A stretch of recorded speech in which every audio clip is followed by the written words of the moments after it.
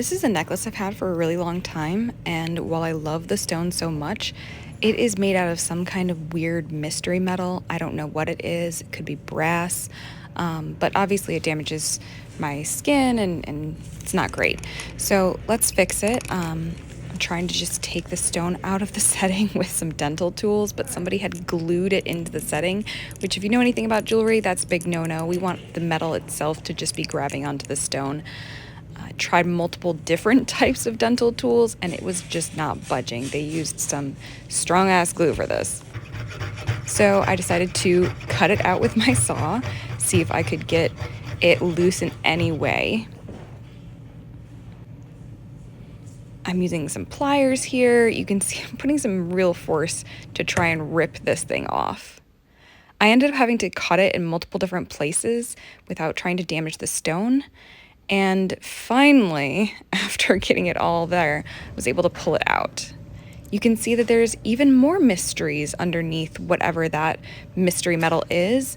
They tried to elevate the stone, it looks like, with some kind of other strip of metal.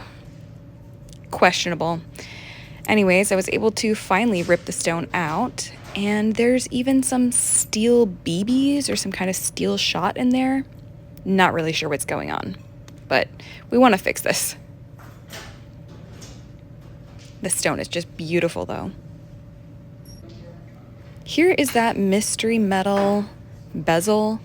It might be brass. It has kind of a yellow color to it, but it's clearly been plated over.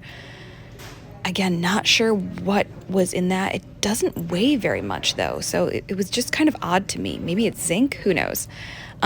I'm pretty sure this strip that they used to elevate the stone is lead, so that's not great. You don't want lead all up in your skin.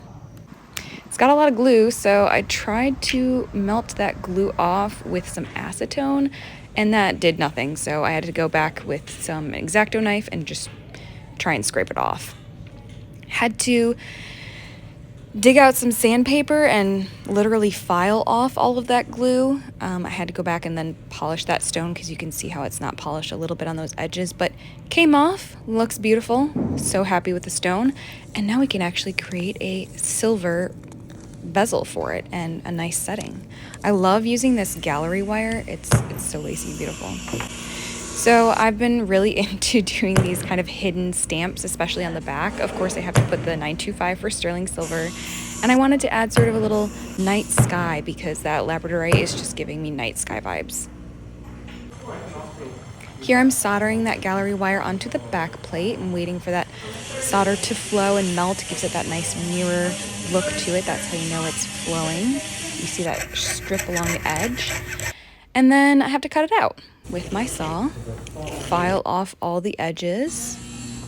And here I am adding what's called liver of sulfur. It's a sulfur solution that oxidizes the silver almost instantly, and it looks like magic, but it leaves a nice dark patina where you have any low kind of crevices, whether you've stamped or in that gallery lacy wire.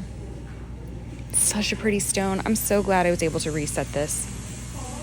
Setting the stone in that beautiful gallery wire. And then I'm just polishing it up. So when I'm polishing, I'm just polishing the highlights and I'm leaving that oxidation in the lowlights. Oh, it turned out so stunning. This one is just for me. I'm keeping it for myself. And yeah, I hope you enjoyed.